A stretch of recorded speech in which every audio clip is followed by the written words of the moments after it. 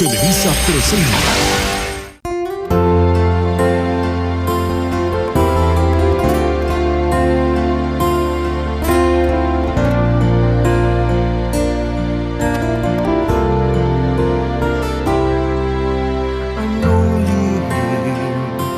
Mayroon sa isang tinig umuugi sa puso at damdamin.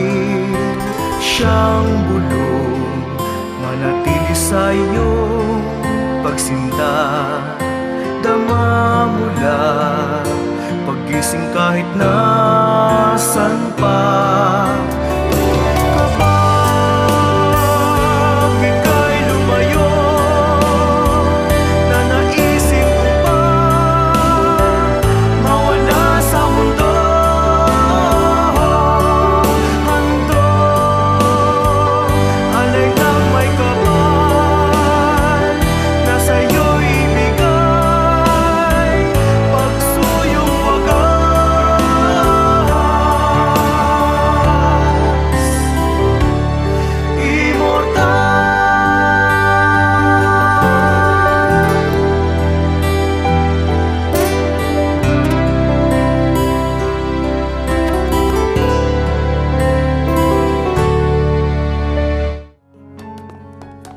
Maria Jose.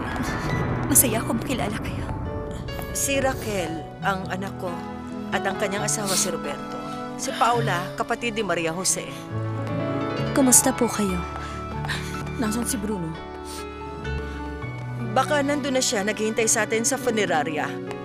Tara na. Tayo na. Susunod na lang si Paula.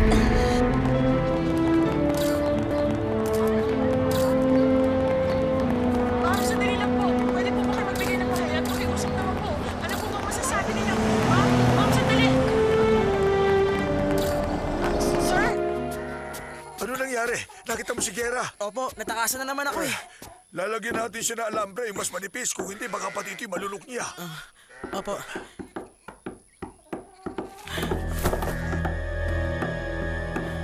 Nasaan ang suot yung relo? Ha?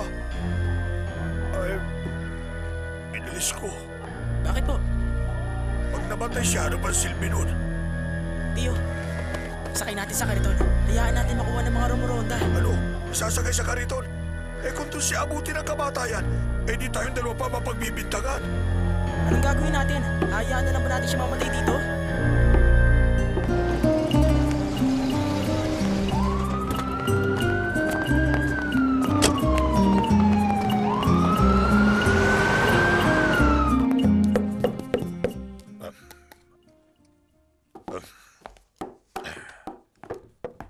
Sandali!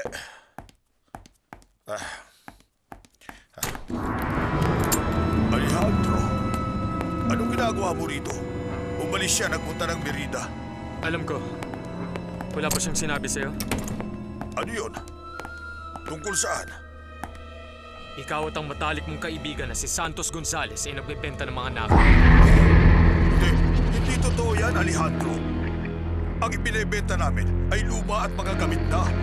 Pero mga nakaw, hindi lang yan. Mahusay ka rin sa pamimirata. Hindi! Oo, ginagawa mo yun. Nagbebenta ka din ng mga droga at baril. Wawala ko sa sarili. May katibayan ako. Sa bodega na inuupahan sa pangalan mo. Sa ayaw mo sa gusto, kasama ka. Bakit ako makakasama? Oo, Alejandro, aaminin ko sa'yo. Nagbebenta nga ako ng mga bagay na yan. Pero droga at mga baril. Sumpa man, hindi totoo yan. Pero ginagawa mong pamimirata? Alam mo, minsan lang. Pero kunti lang. Huwag ka mag-alala.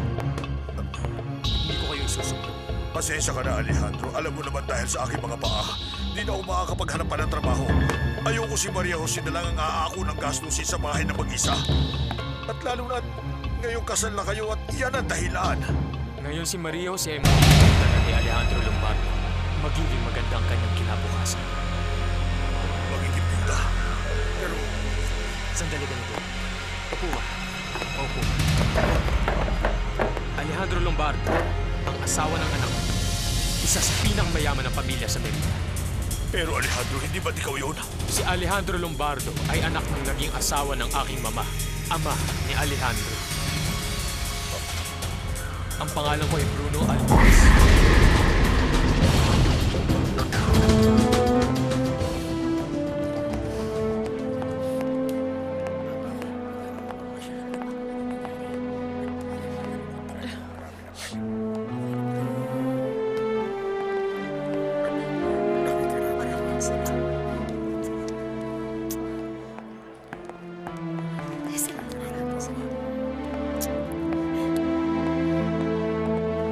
Excuse me. Nakikiramay ako. Siya si Maria Jose. Masaya ako makilala ka. Nakikiramay ako. Salamat. Salamat. Pero ikaw ang matalik na kaibigan. May naikwento ba siya sa'yo? Wala siya naikwento kahit ano. Maliban na lang, sobrang siya ng galit. Si Bruno, nakita mo na. Kausap ang mga pulis sumasagot sa investigasyon. Dumating na ang pare para magbindisyo. Malapit na siyang dalhin sa sementeryo. Naiwan ko muna kayo. Sige. Fernando. Fernando. Narito lamang ako sa tabi mo, Victoria.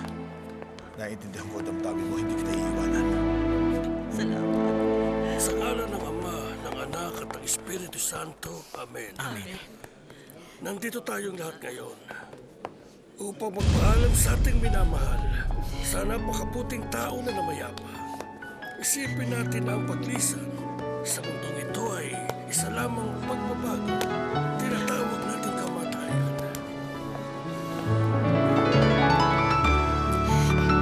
Dinaya mo kami pati ng aking anak. Niloko mo kami pareho. Kaya dapat kang magpasalamat sa akin. Naging milyonaryo ko ng dahil sa akin.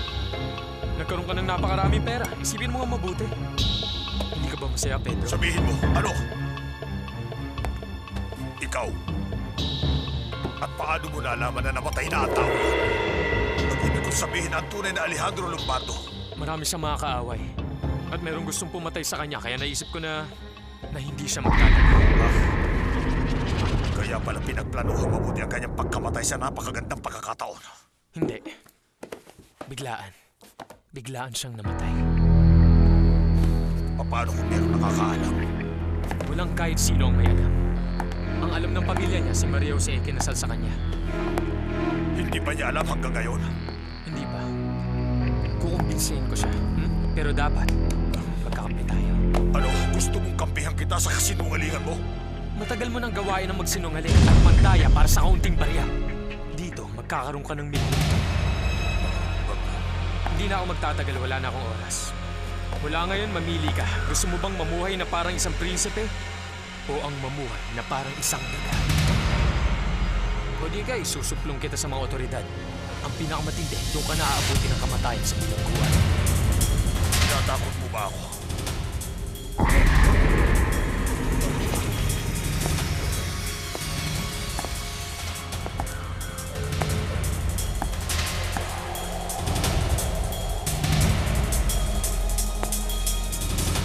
Oo, sige. Tinatanggap ko. Ito na ang simula ng karangyaan mo. Gaya ni Alejandro Lombardo.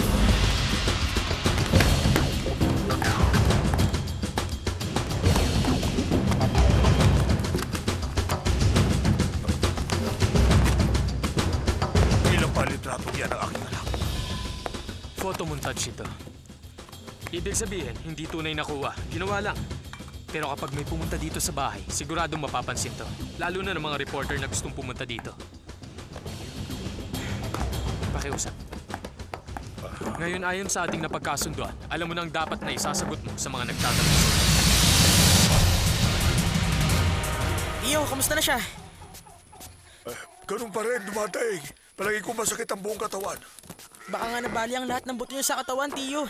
Oo nga. Dahil sa pangyayari, masyado na tayong tinanghali. Huwag po kayo mag-alala. Sandali, Tio. Paano ko malaman niya wala na yung relo?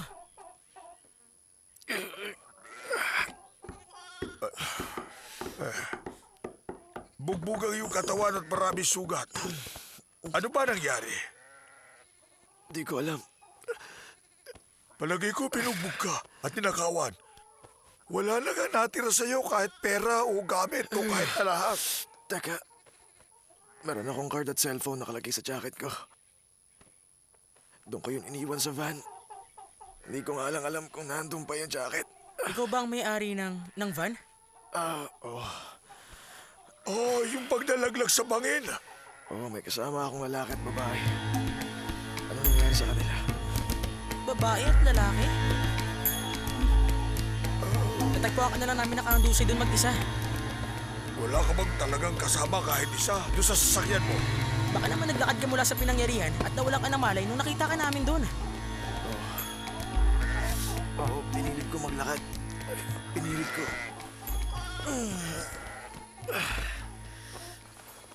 Sino nga pala kayo? Chuchu, Gabira Perez. At siya naman ang pamangkin ko si Chencho.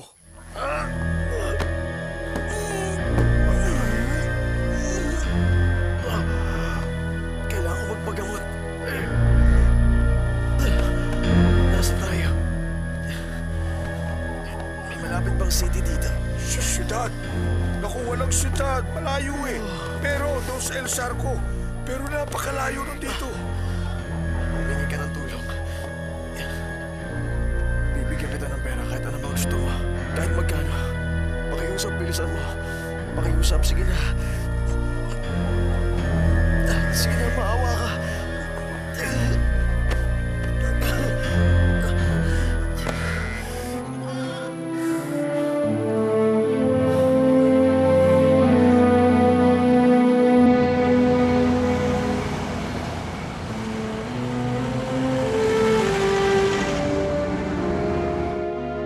Tumawag si Senior Bruno.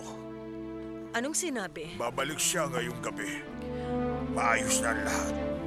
Mama, nasan si Bruno? Bakit hindi ko siya nakita sa burol? Maria Jose, gusto mo nang pumanig sa taas para makapagpahinga? Opo, salamat. Ezekiel, pakiusap, samahan mo siya. Ikaw din, Paula. Mag-uusap tayong dalawa mamaya. Opo, senyora.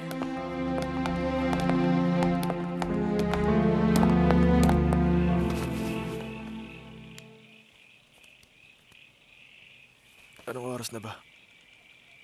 Marahil ay mag-aalas 9. Nasaan ang relo ko? Ha? Ayos lang sa akin yan. Sa inyo na yung relo. Hindi. Mangyari kasi... kasi itinabi ko. Kasi baka biglang may makapasok dito. Kailan ang balik ng pamangkin mo? Alam mo kasi mahirap sumakay ng bus dito. Ang mga tao pupunta lang doon isang beses gamit ang sasakyan ng Red Cross. Palagay ko balik niya alas 11 na. Si Alejandro ay milyonaryo. Bakit hindi niya nabanggit sa'yo to? Hindi ko alam. Baka natakot siya. Inisip niya na magkakaroon ako ng interes. Huwag ka na umiyak. Baka makasama pa yan sa'yo. Ay, sobrang napakasakit. Hindi pa rin ako makapaniwala. Hindi ako makapaniwala sa lahat nito. Sa bahay, sa karangyaan, sa mga nagsisilbi sa kanila. Pakiramdam ko, nabubuhay ako sa isang masamang panaginip.